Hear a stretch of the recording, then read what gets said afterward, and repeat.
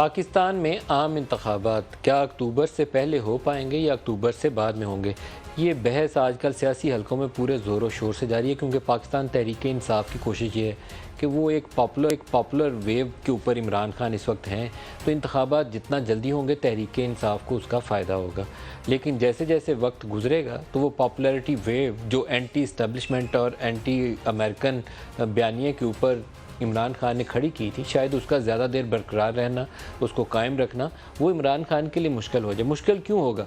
क्योंकि जनरल बाजवा के ऊपर जो बयानिया बनाया गया था, मीर जाफ़र, मीर सादक, गैर मुल्की साजिश के ऊपर उनकी हुकूमत गिरा दी, वो हर आए दिन के साथ ढहता जा रहा है, गिरता जा रहा है। और अमेरिका के ख़िलाफ़ जो बयानिया था उसमें इमरान खान ख़ुद वक्त के साथ नरमी ला रहे हैं, क्योंकि वो कहते हैं कि एक सुपर पावर है, उसके साथ बना के चलनी है तो ज़्यादा अरसा उससे बिगाड़ नहीं रखा जा सकता। उनका वो बयानिया जो 27 मार्च को जलसे वाले दिन शुरू हुआ था वो पूरे ज़ोरों के ऊपर था 9 अप्रैल को, और फिर मई जून के महीने में भी बड़ी तेज़ी थी।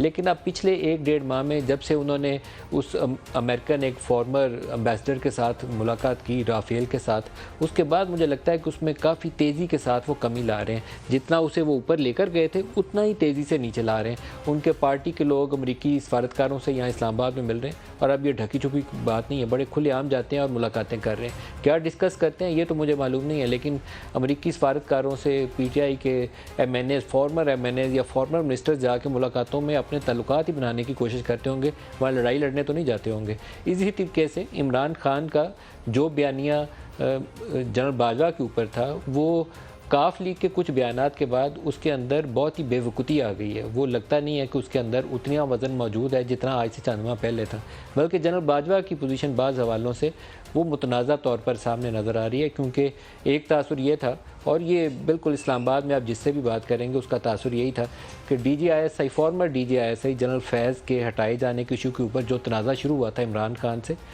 वही नतीजा बना इमरान खान के ख़िलाफ़ तहरीक अदम एतमाद के कामयाब होने में। क्योंकि फ़ौज पहले इनको बंदे पूरे करके दे देती थी, उसके बाद फ़ौज ने सर से हाथ उठा लिया कि आइंदा से आपके बंदे पूरे करना, आपके MNA पूरे करना ये हमारी ज़िम्मेदारी नहीं है, अपने MNAs को आपने ख़ुद पूरा करना है। तो ये वो तनाज़ा था, वो ट्रस्ट डेफिसिट जिसको सेम पेज इमरान खान कहते थे, वो जैसे ही पीछे हटा तो तहरीक अदम एतमाद कामयाब होगी।